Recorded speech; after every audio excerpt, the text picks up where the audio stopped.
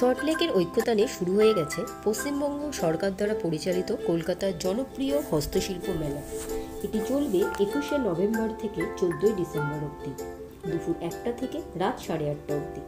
New টাউনের central মলের বিপরীতে সিটি স্কোয়ার গ্রাউন্ডে এবছরের হস্তশিল্প মেলা অনুষ্ঠিত হচ্ছে।